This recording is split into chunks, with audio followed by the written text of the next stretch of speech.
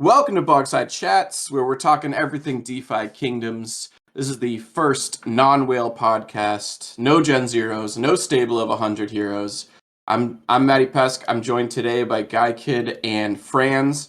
C9N fortunately couldn't make it, but how you guys doing? Great. Glad to be here. We're glad to have you back, Franz.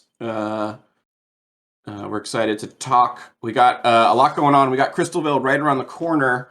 We got a big announcement. They released the trailer for Crystalvale and gave us a date of March 30th. So very exciting. Crystalvale is going to be opening up at the end of this month. We still are, today is March 12th, Saturday. So we still are a few days out from the end of the Perilous Journey. Our expectations, or at least mine, was that the prices of heroes was going to go up once everyone sent their heroes on the journey. However, if we look at the market right now, it's kind of stagnant, if not, slipping down a little bit. So how are you guys feeling about the current state of the market with, a percentage of all these heroes that are on the journey? It's been weird following the market. Like you said, the floor play price has actually dropped. DFK Tavern's got a decent snapshot of it. You can see it's kind of steadily gone down, but I mean it's kind of rounding errors, like 38 to 35 is the floor price for a cheap hero. What's been interesting though is we do have 75% of the Gen Zeros on the boat. So something interesting that has happened with the market is the floor price of 10 out of 10 Gen 1s. I've actually been tracking it throughout the week. It's actually gone up to, it's now about 80 cents. We got some Gen 1 sound in the background there too. Yeah, it is interesting. I think obviously with the Gen Zeros gone, there's going to be less summoning and prices would go up. But it's weird that that's not reflected with the kind of floor heroes, the ones that, like the cheaper ones. Those are going down. Are people just holding on till we get the results? Franz, what are you thinking? Yeah, I think that's exactly right. I think right now everyone's kind of sitting on their hands and waiting to see how many heroes they actually hold when Perilous Journey ends, right? I mean, especially for the bigger players that sent, 30 plus. I mean, who knows? Gotta kind of wait and see. And do you think when we get those results, which I believe on the, 16th? The 15th or 16th, we get the results. I mean, do you think there's going to be a shift in the market when everyone finds out that all their heroes are dead? It's kind of hard to look at it in a vacuum, right? Because it's not just Perilous Journey ending. It's Crystalvale, 2 weeks later. It's, a lot of new AVAX users that, we're hoping are going to be coming over. But I think it's safe to say there's going to be a bump in the user base. Stated they want to get it's done, and a lot of things happen at once. I'm quests hoping that it's good for the prior market. to or around the same time as Crystalvale. So we have about 2 weeks, a little more than 2 weeks, 1 or 2 more patches, for these things to happen. I mean, what are you guys thinking? Do you think these things are going to happen? And what do you think they're going to look like? Yeah, I mean, with pets, they've said, I think it was Frisky talking in the Discord, said that that's going to be right in line with Crystalvale. So, I can't wait for that. But with the higher level quests, it sounds like there were some issues holding them up as far as the crafting items that you're going to be able to gain from these higher level quests. There were still some bugs with it, but I think the team would have liked to have that out already. So I think they're probably feeling the pressure of giving us more to play with, so to speak. And I have to assume higher level quests, and maybe I'm making an assumption I shouldn't be, means level cap will also be higher than 10, right? Well, so do you guys think that these higher level quests are going to, what's going to be the barrier? Is it going to be level based, and is it going to be level 10 that you need to do them, or is it going to be profession score based? I would assume profession score based, but then some sort of penalty if you have a low level doing a higher quest, maybe less your percentages on what you get are less or something like that, but your experience would be higher. Yeah, so you don't think it's going to be like a hard barrier, just kind of a scale as far as rewards go? Yeah, I think there'll be a choice you have to make at, say, level 7 or level 8 of like what's the better option for your hero. Should he go on the higher level quests or stay with the lower one with the guarantee? I think it'll be some And sort are of you talking level 7 of the hero or level 7 of the profession? No, I'm saying, sorry, you're right. I'm saying like a level 7 hero who has fishing 10 plus, they'll have to make a decision, or you as the player will have to make a decision of should I go for the higher quests, which may have some more risk in it in terms of what you get or what your end results will be, versus going the lower one, which you would kind of dominate, but lesser rewards. I think that's how. I hope that's how it's set up. I don't know for sure. I just feel like because up until right now the profession score has meant nothing, right? That has to be something. I Yeah. think the profession score is going to be the gate into these quests. Yeah. You're going to have level 10 quests that you need a level 10 profession score with an asterisk of maybe if your fishing's at 7, you can still do these level 10 quests, but your success rate goes way down. Yeah. That all you might end up with is experience. Maybe something like that. But that being said, I bet it's way more experience than a level 0 quest, So that's something that a decision the players will have to make. Yeah. Something interesting I didn't know until recently. Did you guys know that there's a cap on the profession scores? It's apparently 21. Really? Yeah. Any explanation as to why, or that's just how it's No, built in? I wouldn't know that because I don't have any heroes that are quite that high. I think so you can go over 21 by a few, by like point 0.1 or point 0.2, and I think it's if you get it, like if you get plus point 0.3 and you're already at 19.9 or 20.9, you can go a little bit above. So Huh. I really struggled through that one, but I think No, I got what you're There saying. is one fisher in the entire hero catalog that is 21.2. That Okay. seems to be the ceiling right now. What, and is it a level 10 hero? Yeah. Yeah. A Gen 0, of course. Yeah. Yeah, I think that'll be interesting. I hope, at least just based on my knowledge of like games that I've played before, I like that idea of it's a choice you have to make of like higher risk, higher reward, for these higher level quests. Yeah. I think that would get the people, get the fans excited because I kind of agree it is a little stagnant, with just clicking right now.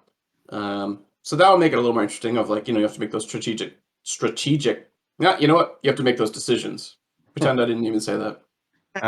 Yeah, no, I mean, so far everything the game's thrown at us has been, game theory, risk reward, balancing it. So Yeah. I'm excited to see that in the actual gameplay a little bit more because right now there aren't so many decisions to make. When Right. when your stamina bar's full, you quest. So Yeah. Right. And any other thoughts on pets? I will say, there's all the different eggs, the different colors. I mean, do we think there's going to be rarity? Do we think there's going to be strategy with pets like that? Obviously, huge speculation right now. With very little details on this. Do you guys have any thoughts on that? well, we probably could have done our homework a little better and looked through the Discord. I think Frisky and Hubert have said some things. Over the past few weeks. I think they said they won't have summons pets. Okay. I'm assuming there's rarity and that you can level them up. One thing that I'm interested in is because I was thinking about them earlier today. They're going to be used as a product of the hero, right? It's not going to be, or at least I don't think it's not going to be like this little companion that has its own Skill health tree bar instead. and stuff like that. Like, I think it's all going to be changing the stats of your hero. I'd assume you could equate a pet like a piece of armor. Like obviously you're not going to wear your pet, but it's going to have some kind of stat boost or Fur coat. maybe an You don't. ability Yeah, you based don't know the on relationship I'll have with my pet. So that. no, but how is I think World of Warcraft? WoW would be a good example. I mean, they've had a variety of stuff like this Well, they created the whole mini game around right. it. There was a whole like In-game. Pokemon sort of thing. Right? Exactly. It was like a game within the game that your pets had abilities and skill trees and everything, and you could go and fight your pets could go fight other pets. But like in the actual core game, all your pet was a visual companion that didn't do anything in game. Oh, I think there'll be more than that in this. I mean, at least that's what has been alluded to. Um, and yeah, I think it'll just be like another equipment slot for your hero of fill in this little thing, and it'll be +2 to strength or whatever because you have the tiger, pet or whatever it is. Yeah, I agree. Which I think will be super fun. I also think there'll be a fun market for trading those and buying them. Yeah, and you got to assume the pets have stats that are similar to the professions that they're found on. Yeah. Right. But like the one found fishing is going to be a water related animal. Agility and luck. Yeah. There's good- I'm excited. It'll be fun, but again, I think it's. I hope it happens before Crystalvale. That'd be pretty exciting, but I don't see that happening. Just because they've been pushing out a lot of stuff already, so I think that's a whole nother, Pandora's box that I don't think they want to open up. Well, they've said it's going to be right around the same time. And they do have the AVAX Summit in Barcelona the week before there. So, There's we going to be some kind of trailer and reveal there for sure. Yeah, I mean, we got some big news during ETH Denver. They're not dumb. They know they need to capture, that excitement. Oh, yeah. Well, and do you know the specific date on that? Or at least it's prior to March 30th. That's all we know. Yeah, it's in the 20s there. In the 20s. That's good. Yeah. Yeah. I will not be attending in Barcelona. Sounds great though. One of the perks of maybe working for the team there, you get to go to Barcelona. Yeah. But speaking of Crystalvale and the timeline, we did get some pretty decent news the past week. Like I said, there was a trailer for Crystalvale, and at the end of the trailer, they announced March 30th as the release date. They also said there's going to be 3 new classes of heroes, which I assume is 2 basic and 1 advanced. Mm-hmm. Otherwise, the chart doesn't match up if it's 3 basics. But they also a couple days later announced on Twitter that the AVAX and Crystalvale is going to be its own separate subnet.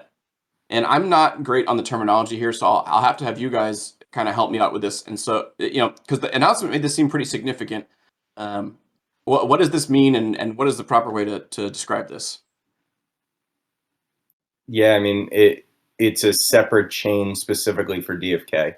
So you're not going to, I think ETH is the best kind of comparison, right? If there's a big mint on ETH, it's going to slow the whole network down. You could be doing something totally different, and your gas fees are going to be still going up because of that completely separate mint. This won't be happening now. We're going to have Joule as a gas token, which is really interesting and, adds that kind of natural and constant buy pressure or Sure. Well, I think the really interesting thing there too is the burn mechanism built into the long-term supply of Joule. Yeah, that's what I was up until now. We've got about 25-30% of Joule that's been minted so far, and another 75% still needs to be minted. I mean, if you got $1 today, and a year from now, that dollar now has $4 that have been created, your buying power goes to 25 cents. Sure. With Joule, now that it'll be the gas on the subnet, there's a burning mechanism that's a deflationary aspect built into the value of the coin. So we assume that the demand for Joule will only continue to go up. And now there's going to be a pressure on the other side of it that the supply will slowly go down over time as more and more people play this game. I mean, yeah, that sounds great. That sounds like the price of Joule will go up, and our gardens will give us more money. That's the hope. Yeah. What does this mean, though, kind of logistically and practically when we're playing the game? I mean, I assume, and this is maybe just based on my limited knowledge, we're talking about clicking just to get into a different network, right? To go from, say, Serendale to Crystalvale. I mean, is it going to be that simple? I mean, I hope so, right? Well, I mean, it was always going to be on a different chain, right? Yeah. I don't really think that's too big of a deal. It's probably going to get a little annoying switching switching networks every time, but that's fine.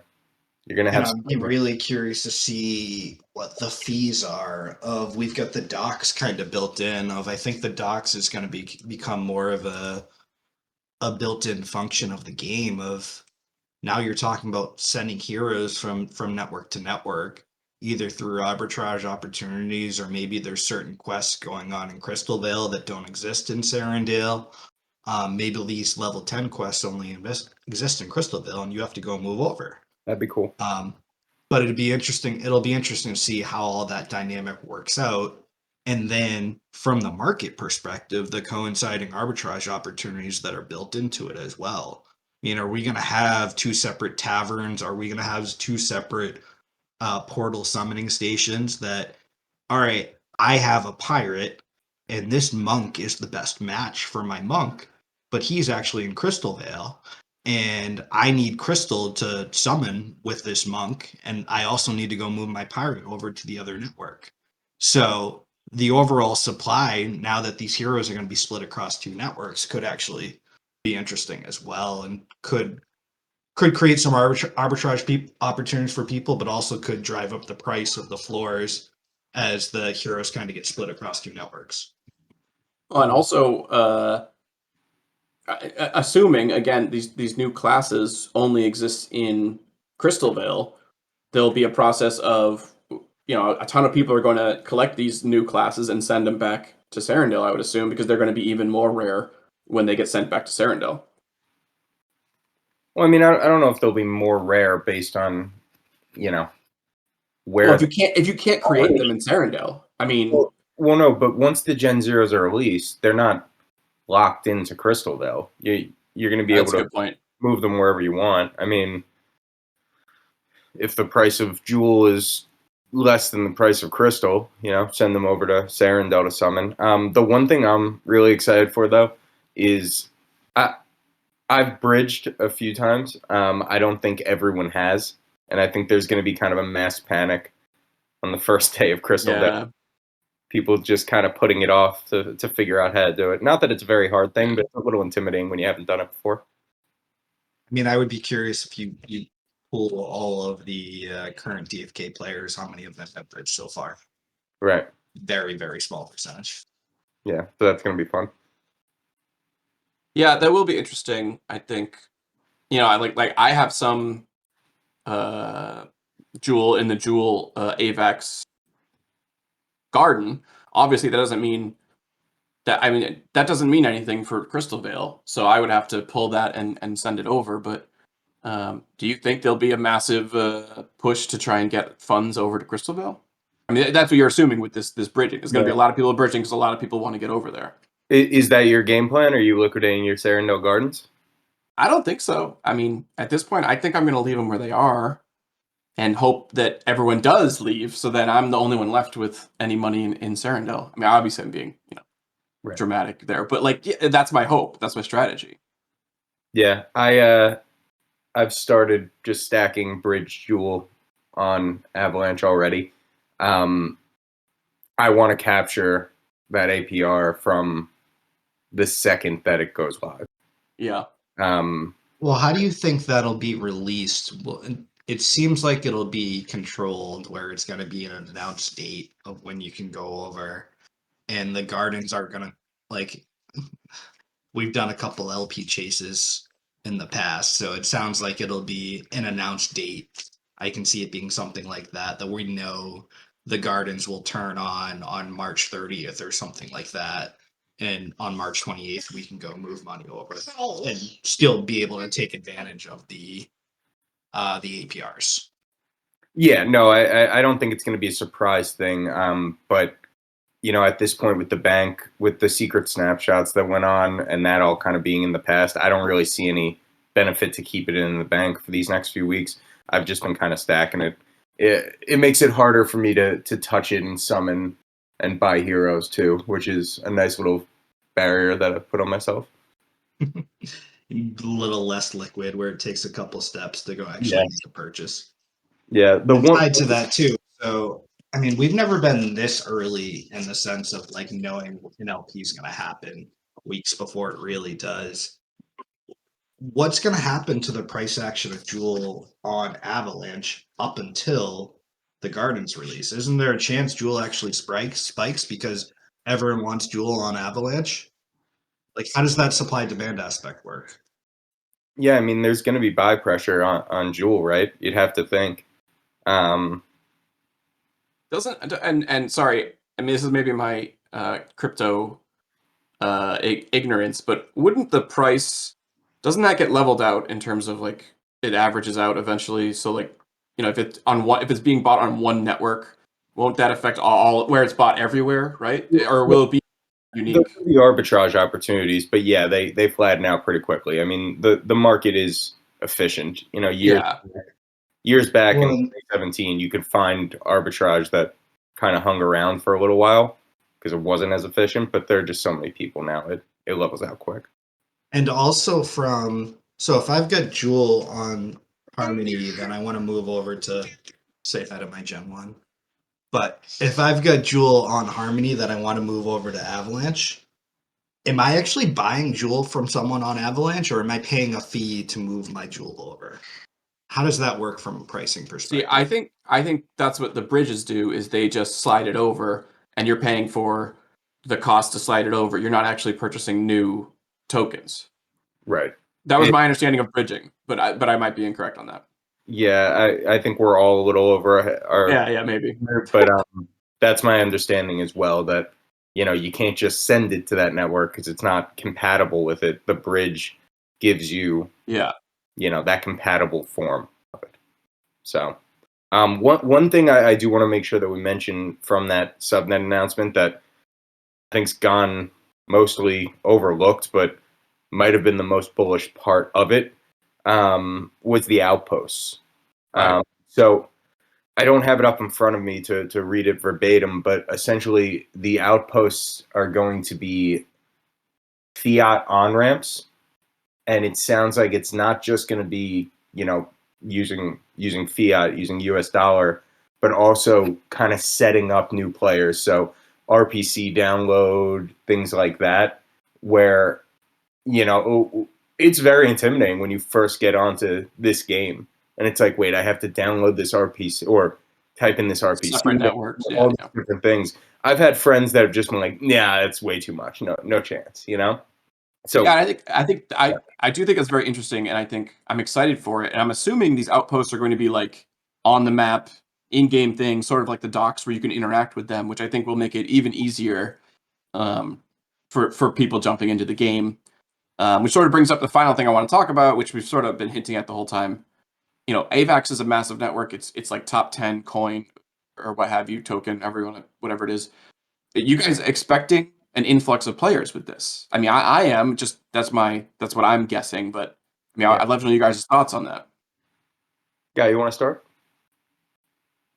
I mean, I think the short answer is yes. Yeah. Um, how All right, much? I thanks don't for zooming in, know. guys. Yes. Next question. Oh, but like, how much is the question? And it's because I mean, DFK, it's a monster as is. And I'm definitely on the other side from a lot of other people. I think people think the game's going to absolutely blow up once it's on Avalanche. And I'm like, all right, it's a $300 million market cap. I think the people that are in the game are in the game at this point. But I'd love to be proven wrong. Yeah. It's tough, right? Because usually when everyone thinks one thing in crypto, the opposite is the play, and that's a lot easier to see after the fact. But when you say the players that are in the game are in the game, you look at the user base compared to Axie. I mean, and that's the comparison that we all make. There's a lot of room to grow there, but I don't know. Is it? Do we think that people that are on Avalanche already just don't want to go on another network? They're Avalanche native, and if we put this on their doorstep, then they'll play. I mean, I'm sure there are a bunch like that, but I don't think there are too many people that haven't heard of DFK at this point. if you're in this community. Who wants to? Yeah, yeah. No, I agree, and I think going back to the Outposts, I mean, if they do all the things we're talking about, and they're this one-stop shop for getting onboarding onto the game, I think that could definitely help. I think a very streamlined, easier process to getting into it could definitely help, and maybe bring more players in, because I know, friends, I'm in a D&D group, and I sent them all the link to like the white paper, and they're just like, what is this nonsense? This isn't a video game. Like, it's for people who don't know, it is difficult, I think, to get in. So if they can produce that on ramp, I think that'd be beneficial. Yeah, I mean, it'd be fantastic. And if for nothing else, just being able to avoid Coinbase, or the Yeah. other centralized. Like right now, I have to wait like 5 or 6 days after I make a purchase on Coinbase before I can actually ship it off to get it to DFK. So that's a pain. Yeah. I'd like to avoid it. No, yeah, no, it sucks, and I hope, and then also too, it goes back to our points earlier of influx of players is going to help prices, or help those floors increase, because right now, everyone keeps summoning, and it's just been the same amount of players the entire time. So it's a lot to look forward to, and I think this is make or break time for the game. This Crystalvale release is going to be a big moment. It's amazing. We all have little comments and complaints about the game here and there, things that could have been done better, ever. But when I got into this game mid-December, and people were talking about Crystalvale, and it's like, oh yeah, it's going to be Q1. I've been in enough crypto projects that I'm like, okay, sure, Q1. That means Q1 2023 probably. But here we are. Like this team, they just ship. I mean, it's not perfect a lot of the time, but it's so much better than everywhere else. Yeah, they're putting out content, putting out new stuff, doing those side quests on the Discord, engaging with the community. I know, if you listen to our earlier podcast, like, we're a broken record of how much we love these guys, and like, yeah, I complain, but I still think this is one of the best blockchain games, or not one of, probably the best blockchain game out there right now. Yeah. Speaking of the community, Matty, you won one of the side quests, didn't you? Short story. Yeah, that's funny. That's funny because I know you won one as well. Oh yeah. Well, thank you. Yeah. Everybody go check it out on the DeFi Kingdoms Discord. Franz and I both wrote stories that got selected for the prize. It was pretty fun writing about heroes going on the perilous journey. You want to give a snippet into who you wrote about? No, that's the beauty of mine. You got to figure it out. I mean, I put the hero's name in pull it. it up on stream, but yeah. No way. Let people figure that out. But Guy, it sounded like you were going to make an actual point before I. Yeah, sorry. Yeah, it's gone. Actually, my point was going to be, if we look at the two different things. One, I forget how much of a pain of the ass it was for me to get onto the Harmony network, where before investing in DFK, the only network I was on was Ethereum. Yeah. So that is a real barrier to entry in the game, and I think that's going to be huge for as Franz mentioned, of like, if you could literally swipe a credit card and 2 clicks of the button, now you're invested in DFK and in the game community. I think that'll be huge. 2, I'm looking at the Axie player growth. Like, we're realistically here of like where Axie was in July of 2020. Now, if you look at crypto games in 2020 versus where they are in 2022, I don't think you can make this a full apples to apples comparison, because Axie really was an early adapter, and I think the play to earn space has a little more. I don't think it has credibility yet, but it's definitely has more adoption. Yeah, there's more interest in general. More eyes. Yeah. We're like 180x. Axie's like 180x from where DFK is now from an active daily players perspective. Like, that's wild. Yeah, that's great. We're at 20, 30,000, and Axie's at 2.2 million. A lot of room to run. Yeah. I mean, I think, yeah, like you said, it's not apples to apples. Obviously, Axie has paved the way and sort of made headlines with it being one of the first ones. So I think there was kind of some unique first mover stuff there.